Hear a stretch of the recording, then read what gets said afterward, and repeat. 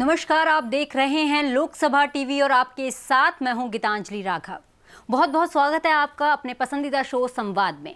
संवाद की आज की श्रृंखला में हम बात करेंगे राष्ट्रीय कामधेनु आयोग के अध्यक्ष डॉक्टर वल्लभ भाई कथीरिया से। जी हां, जानेंगे उनसे कि 21 फरवरी 2019 को अस्तित्व में आए इस आयोग ने अब तक क्या कुछ पाया, 19 करोड़ गौधन के संरक्षण, विकास और विस्तार के लिए क्या कुछ किया। इन्हीं तमाम सवालों के साथ स्वागत करते हैं हम डॉक्टर वल्लभ भाई कथीरिया जी का। सर, बहुत बहुत स्वागत है आपका लोकसभा टीवी में। धन्यवाद। तो सबसे पहले तो यही जानना चाहेंगे कि बीते एक साल का आपका अनुभव क्या कहता है। इस बीच में कोरोना की मार भी रही। माननीय प्रधानमंत्री श्री नरेंद्र भाई मोदी ने, जैसे आपने बताया, 21 फरवरी 2019 को राष्ट्रीय कामधेनु आयोग की रचना की। मुझे बराबर याद है कि 2014 में जब प्रधानमंत्री पहली बार बने नरेंद्र भाई, उस समय राष्ट्रीय गोकुल मिशन की स्थापना की थी। अपने देश की समृद्धि के लिए रूरल डेवलपमेंट, ग्रामीण विकास, कृषि और पशुपालन को ध्यान में रखते हुए पहले बनाया राष्ट्रीय गोकुल मिशन और बाद में बनाया राष्ट्रीय कामधेनु आयोग। जिसे कामधेनु शब्द ही वैसा है, कामधेनु यानी कि सर्व इच्छा की पूर्ति करने वाले। तो ऐसे राष्ट्रीय कामधेनु आयोग, जिसको गाय को माता मानते हैं, भारत में गावः सर्व सुख प्रदा, यानी कि गाय सर्व सुख देने वाली बताया है। गावो विश्वस्य मातरः, गाय कोई हमारी अकेले की, भारत की नहीं, विश्व की माता है।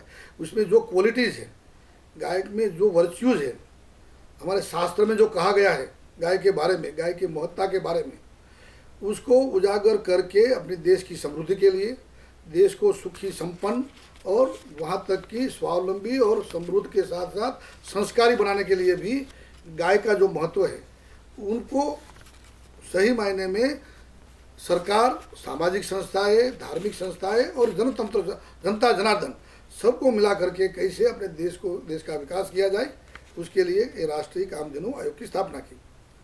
पिछले 2 साल में राष्ट्रीय कामधेनु आयोग ने एक जो गौ रक्षा, गौ पालन, गौ आधारित आरोग्य, गौ आधारित कृषि, गौ आधारित पर्यावरण रक्षा, ऐसे विषयों पर बहुत सी चर्चा है, सेमिनार, वेबिनार, नोट्स बनाना, कंसेप्ट नोट बनाना, अलग अलग मिनिस्ट्री से बातचीत करके वहाँ अपनी अपनी मिनिस्ट्री में, जहाँ गाय, जैसे कि काव मिनिस्ट्री है, टूरिज्म मिनिस्ट्री है, तो टूरिज्म मिनिस्ट्री में भी गाय का उपयोग और उनमें काव टूरिज्म का कंसेप्ट, ऐसा अनेक विषयों में हमने काम शुरू किया है। सर, आपने बात की काउ टूरिज्म की, लेकिन मैं एक सवाल जानना चाहती हूँ कि एक ज़माना था जब गाय नहीं छोड़ी जाती थी, बकरी नहीं छोड़ी जाती थी, भैंस नहीं छोड़ी जाती थी, मतलब वो पशुपालक के घर में उनके खूंटों से बंधे होते थे।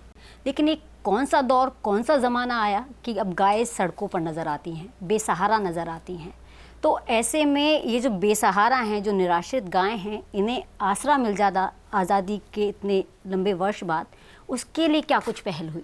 सही बात है, बहुत दुख की बात है कि जिनको हम माता कहते हैं, वही गौ माता आज रास्ते पर घूमती है, प्लास्टिक खाती है, दुखी होती है, एक्सीडेंट का भोग बनती है।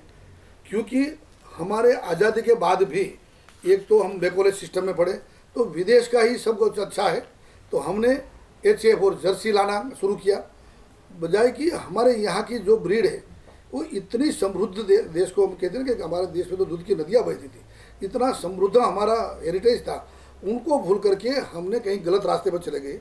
इनके कारण ये दशा हुई है। उसमें से हम चाहते हैं कि अपने देश को समृद्ध बनाने के लिए जो गाय रास्ते पर घूमती है, उन्हें कैसे सुधार लाए। 3 प्रकार की बात करना पड़ेगा।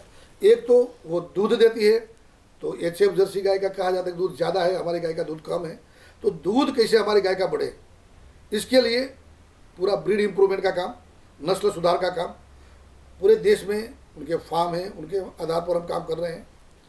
दूसरी बात, आपने जो कि रास्ते में घूम रही है, तो दूध नहीं देती हैं, तो किसान या गोपालक को लगता है कि मैं कैसे उनकी परवरिश करूं, मैं कैसे उनके खर्चा करूं। तो गाय का गोमूत्र और गोबर जो उनकी रियल में वेल्थ है, हम कहते हैं कि गोधन में तीनों दूध, गोमूत्र और गोबर, उनका उपयोग सही किया जाए तो 100% मैं कहता हूँ कि गाय हम पाल सकते हैं। गाय को कहीं रास्ते में घूमने की जरूरत नहीं पड़ेगी, उनसे ही इतने प्रोडक्ट बनती हैं। उन प्रोडक्ट को कैसे समाज में, लोगों में लोक भोग्य करना, वो काम हमने शुरू किया है। जिस देश में धरती सोना उगलती थी और दूध की नदियाँ बहा करती थी और गोबर में लक्ष्मी का वास माना जाता था, आपका कहना है कि वहाँ वो देश, उसकी मान्यताएं एक अलग दिशा में चल पड़ी।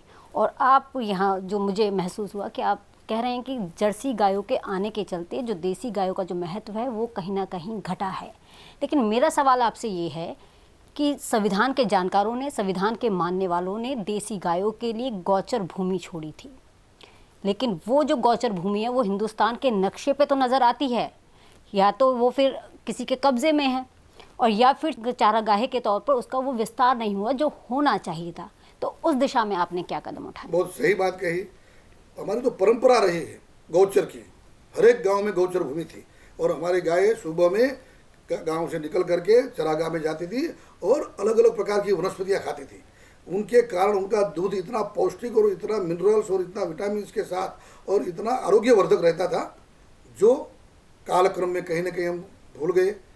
गौचर ग्रेब होने लगे, कहीं ना कहीं गलत नीतियों के कारण लोगों ने तो ग्रेब कर दिया, कहीं ना कहीं सरकारी अस्पताल बाकी के भी बन गए। लेकिन अब समय आया है 1995 में सुप्रीम कोर्ट ने एक आदेश किया है कि अब जो भी गौचर भूमि है उनको एक तो ग्रेब नहीं कर पाएंगे, उसमें कोई बिल्डिंग बना नहीं पाएंगे, और जो भी ग्रेब हुई है उनको भी खाली करने का आदेश है। तो इस दिशा में ऐसी गौचर भूमि को संरक्षित करने का काम, संरक्षित करने के बाद अपना भारत सरकार का इंस्टीट्यूट है IGFRI, इंडियन जो ग्रास इंस्टीट्यूट है झांसी में, उनके साथ मिलकर के ऐसे गौचर को डेवलप करके अच्छा वहाँ चारागाह बने, अच्छे वहाँ वृक्ष हो और गायों के लिए चरने के साथ साथ वहाँ अच्छे एक वातावरण में रहने की भी सुविधा हो। ये काम भी हमने शुरू किया। ये काम आपने शुरू किया और भविष्य में कितना लंबा चलेगा ये अलग बात है, लेकिन अभी आपने कहा कि कहीं ना कहीं हमारी नीतियों में भी कमी रही। मैं जानना चाहती हूँ, कमी नीतियों की या आस्था कमज़ोर पड़ गई? दोनों। आस्था में भी हम गाय को धर्म के साथ जोड़ दिया। आस्था में कहते गाय माता है, उनकी पूंछ पर पानी लगाते हैं, उनका दर्शन करते हैं, लेकिन वहाँ तक सीमित रह गया। कहीं ना कहीं हमारे शास्त्रों में जो कहा गया है, मैं तो कहता हूँ कि हमारे शास्त्र ये सही मायने में विज्ञान के ग्रंथ है, साइंस बुक्स है, टेक्स्ट बुक है। यदि उनमें जो जो श्लोक हैं वो साइंटिफिक प्रिंसिपल माना जाए और उनके आधार पर यदि हमें समाज को समझाया होता कि गाय का दूध अमृत है, लेकिन what do you mean by ambrosia? अमृत यानी कि जो शरीर को पोषण क्षम है, ऐसी बात जो भूल गए, इनके कारण हमारी नीतियाँ गलत, हमारे बच्चों को पढ़ाया नहीं, हमारे शास्त्र हमारे विद्वानों ने भी नहीं पढ़ाया। जिस अमृत की बात आप कर रहे हैं, इस अमृत की कीमत आज कोई 80 रुपये देने के लिए तैयार नहीं है, लेकिन इसकी एवज में वो 80 रुपये का पेट्रोल पीने के लिए तैयार है प्रदूषण के रूप में। तो ये जो एक जो परसेप्शन बन गया है, ये समाज से हटे, इसके लिए आपने क्या ठोस कदम ये उठाए? विडम्बना है, सही बात है। इसीलिए जन जागरण अभियान से लोगों को गाय का दूध, उनकी साइंटिफिक वैल्यूज, साइंटिफिक रिसर्च हुआ है। अभी हमने कोरोना में हमने किया कि कोरोना में आयुर्वेद और पंचगव्य, गाय का दूध, दही, घी, गौमूत्र और गोबर, उनकी दवाई बना करके कोरोना में भी कैसे हम अपनी इम्यूनिटी बढ़ा सकते हैं, कैसे हम ट्रीटमेंट कर सकते हैं। तो ये बात जो लोगों कहीं भूल गए हैं, न हमारे अभ्यासक्रम में रहा। मैं तो दुखनी बात है कि गाय का ग पढ़ते थे हम जब छोटे थे, अब गधे का ग आ गया। यानी कि पूरा परसेप्शन चेंज करने में कहीं ना कहीं हम मार खा गए। अब उनको फिर से गाय की गौ संस्कृति, गाय का महत्व, न केवल धार्मिक लेकिन वैज्ञानिक दृष्टिकोण, पर्यावरण रक्षा में कितना बड़ा महत्व है, अब ऊर्जा के क्षेत्र में, आरोग्य के क्षेत्र में, ये सब बात को उजागर करने का काम हमने जन जागरण के माध्यम से शुरू किया। बहुत अच्छा काम है, बहुत अच्छा प्रयास है कि आप जन जागरण के माध्यम से गाय के आध्यात्मिक और वैज्ञानिक महत्व को समझा रहे हैं, लेकिन उसके आर्थिक महत्व को भी अगर समझा पाएँ तो मुझे लगता है कि किसान तो गाय पालेगा ही पालेगा, लेकिन जो आत्मनिर्भर भारत की बात मोदी जी कर रहे हैं उस दिशा में भी नए युवा, नए स्टार्टअप के तौर पर इस दिशा में आएंगे। देवलापाड़ से लेकर आपने पंचगव्य का भी जिक्र किया, तो पंचगव्य को लेकर देवलापाड़ से जलगांव तक कई तरह के सामाजिक प्रयास हुए, आपने क्या कदम उठाए? मैं मानता हूँ कि 100 से ज़्यादा पूरे देश में NGO या तो धार्मिक संस्था है या तो अपने देश की इंस्टीट्यूट है, भारत सरकार की भी है, स्टेट गवर्नमेंट की भी है, NGO की भी है। उन सबको साथ में मिला करके एक तो जो पंचगव्य का रिसर्च करवाना, आयुष मिनिस्ट्री से लेकर के साइंस एंड बायोटेक्नोलॉजी मिनिस्ट्री के साथ जोड़ करके गाय के पंचगव्य का उपयोग क्या कैसे करना, उनमें क्या क्वालिटीज़ है, मेडिसिनल वैल्यूज़ क्या है, उनके लिए एक प्रयास, उनके लिए पूरी टीम काम कर रही है। दूसरा कि आर्थिक महत्व की जो आपने बात कही, तो गाय दूध नहीं देती फिर भी गौमूत्र और गोबर से कैसे इनकम जनरेट की जाए, इसके लिए हमने अभी अभियान चलाया है। गाय के गोबर से बनाए हुए दीपक और अनेक आइटम, मैं कहूँगा कि माननीय प्रधानमंत्री श्री ने उनके जून महीने के मन की बात कार्यक्रम में इस बार इको फ्रेंडली गणेश मूर्ति की बनाने का आह्वान किया था। हमने उस समय गाय के गोबर से, गौ मई से बने हुए गणेश की मूर्ति का बना करके पूरे देश में अभियान चलाया, काफ़ी अच्छा रिस्पॉन्स मिला। और उनके आधार पर बाद में दीपावली जब आती है तो दीपावली के समय में दीपक, गणेश लक्ष्मी की मूर्ति, अनेक देव देवियों की मूर्ति, शुभ लाभ, ओम श्री, नेम प्लेट, अरे राखी, तोरण, रंगोली, वहाँ से लेकर के हार्ड बोर्ड और उससे आगे बहुत से ऐसे घड़ी, इतने आर्टिकल बनाए हैं कि पूरे देश में एक अभियान के रूप में गाय के गोबर की कीमत एक लोगों को समझ में आई। आपको जानकर खुशी होगी कि लोकसभा टीवी कृषि आधारित कामों को लेकर एक सीरीज चला रहा है। उस बीच उसने ये देखा कि किस तरीके से गोबर बाजार की संकल्पना को साकार कर रहा है। इस देश का वो युवा साकार कर रहा है जो शायद ही गाय और गोबर को लेकर पहले कभी रुचि लेता हो। लेकिन बात फिर से गाय के बाजार को लेकर, बाजार इसलिए मैं बोल रही हूँ क्योंकि सारा का सारा जो खेल है वो अर्थ से जुड़ा है।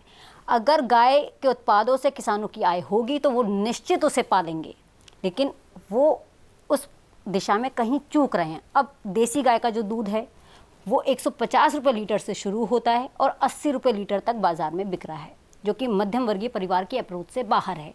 और खेल सारा ये है कि A2 मिल्क है।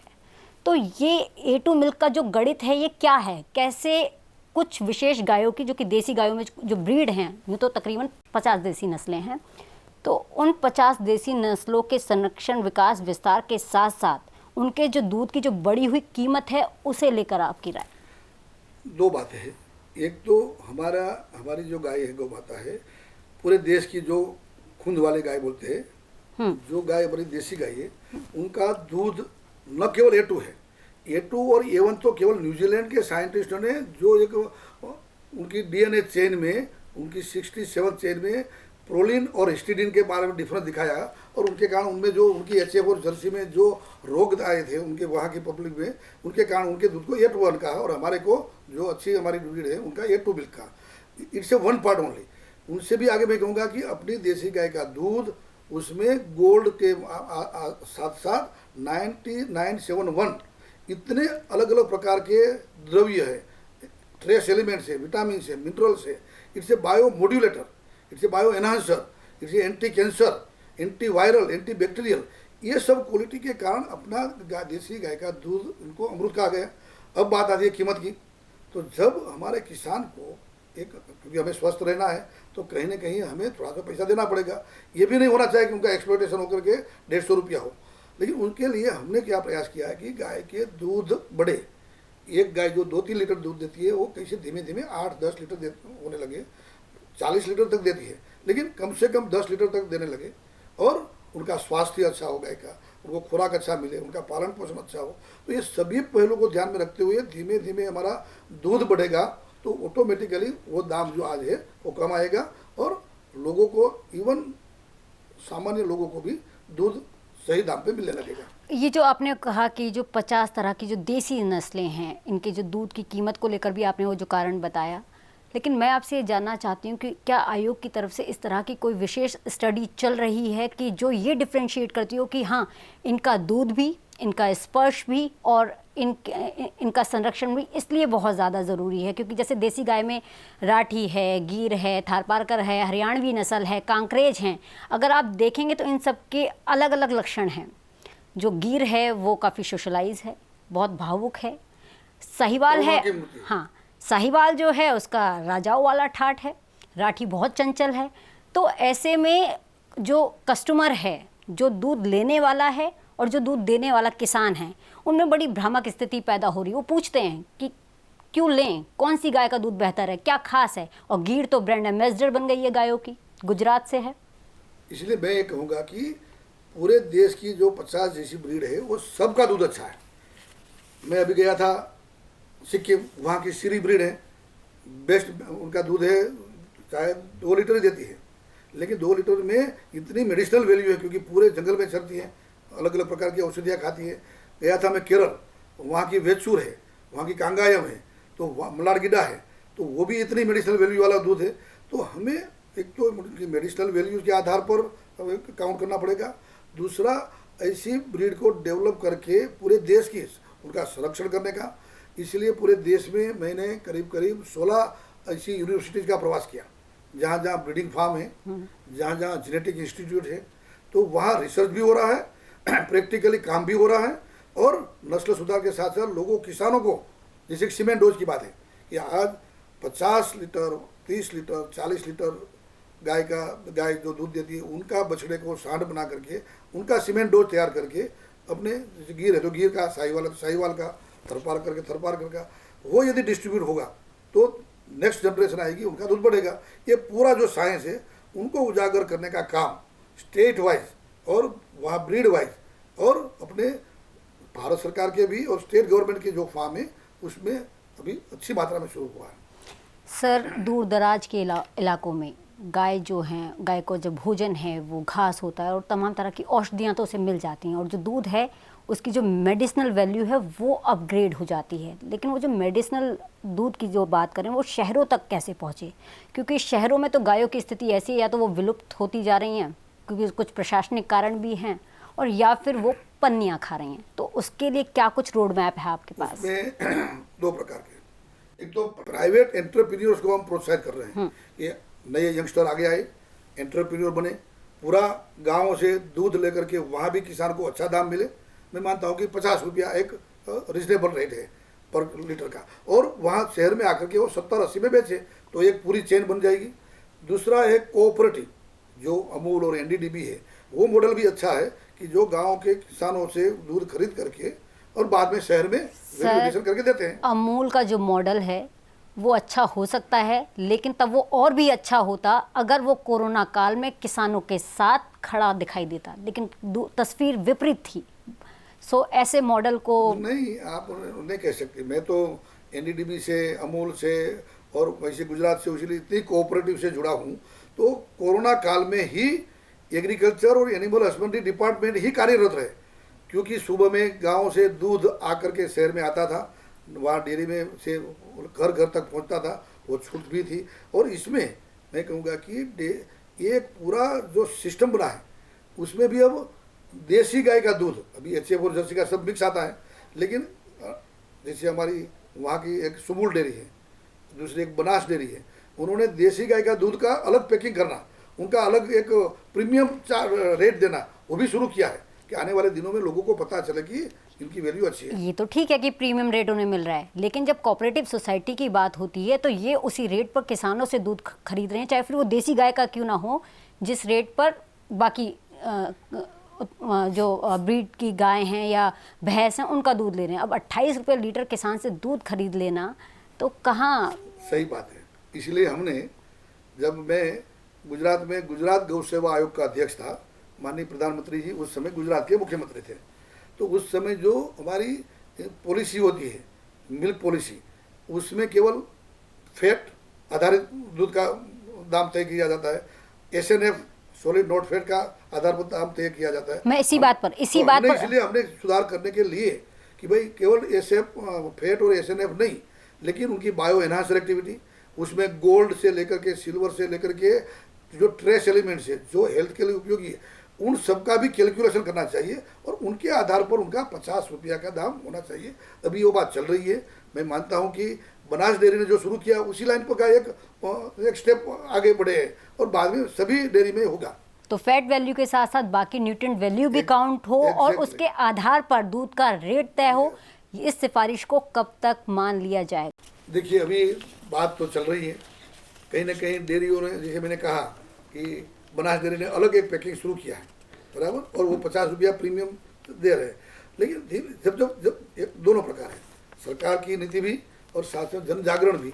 यदि किसान 50 रुपये में देगा और प्राइवेट एंटरप्रेन्योर आएंगे तो कोऑपरेटिव में देने नहीं जाएगा।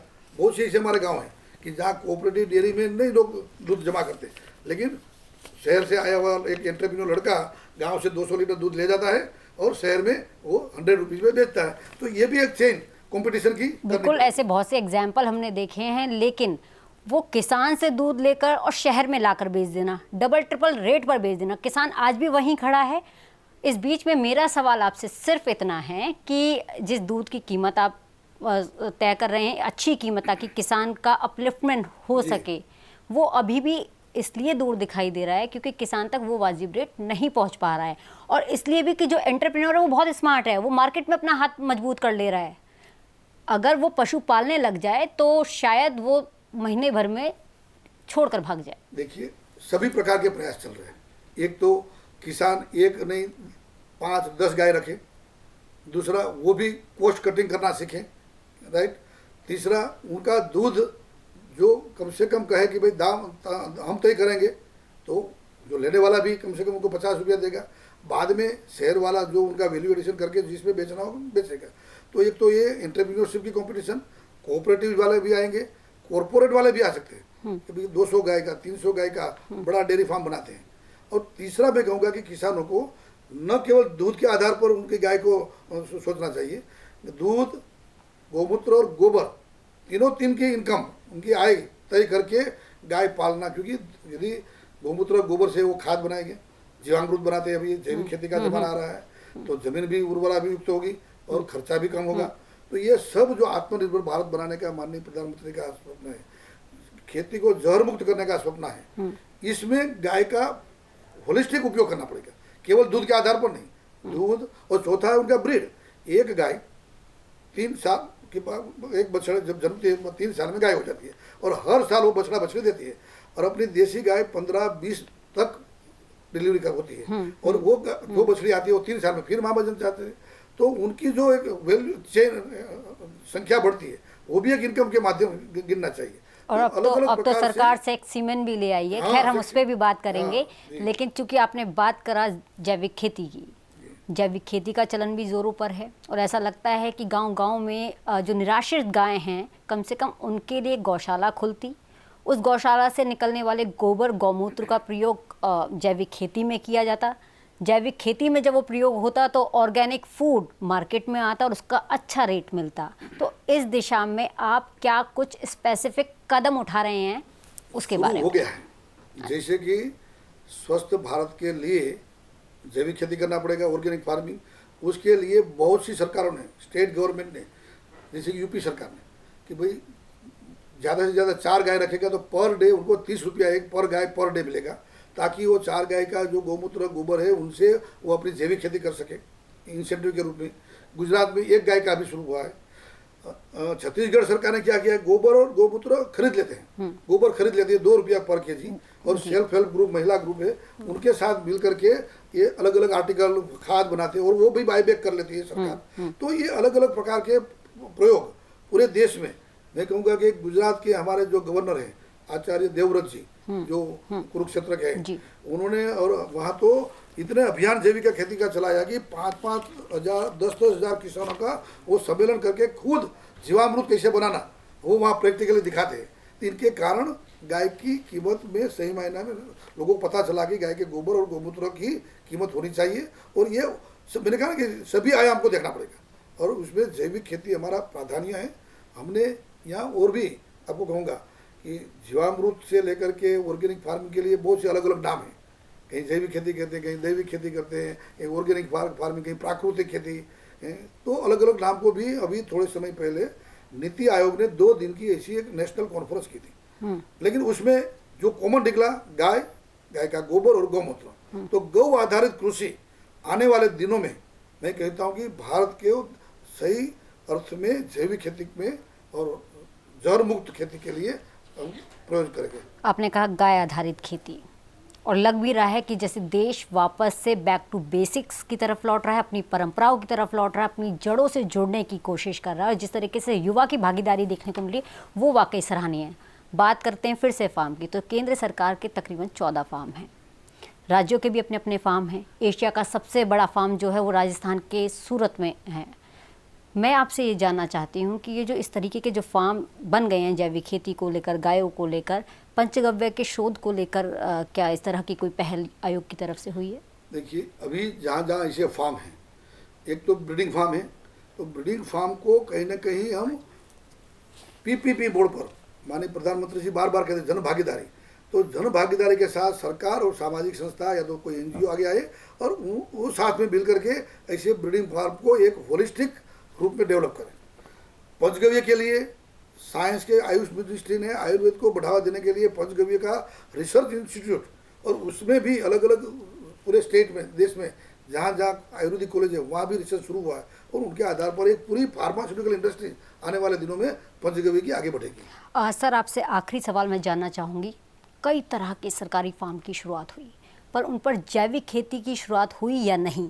पूसा जैसे बड़े संस्थान में भी जैविक खेती नहीं है, और गायों की बात की जाए तो एक भी गाय देखने को नहीं मिलती है। उसे लेकर आप बता। वही जो आपने कहा ना कि चेंज इन माइंडसेट, पहले नीति और नियत नहीं थी, अब सरकार की नीति भी है, सरकार की नियत भी है, और इसीलिए साइंटिस्ट का, वैज्ञानिकों का माइंडसेट चेंज करने का काम अभी हम कर रहे हैं।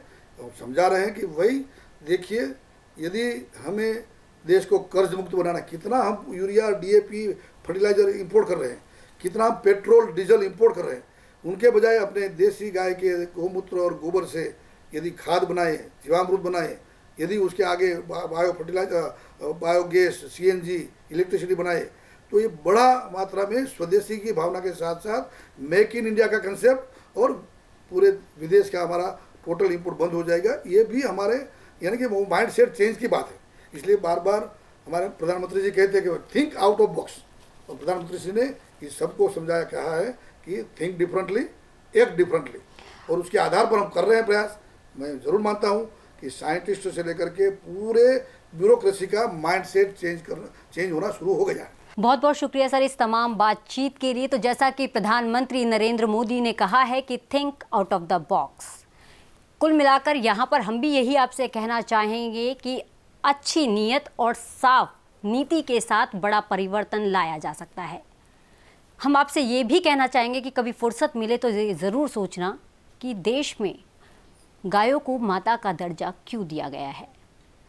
जो एक माँ होती है वो भी अपने नवजात शिशु को अधिकतम जब स्तनपान कराती है तो सिर्फ और सिर्फ 3 साल तक, लेकिन एक गाय इकलौता जीव है इस धरती पर जो जीवन पर्यंत आपको अपने दूध के सेवन का अवसर देता है। तो इसलिए बहुत ज़रूरी है कि हम गायों के संरक्षण के लिए, उनके विकास के लिए, उनके विस्तार के लिए आगे आएँ।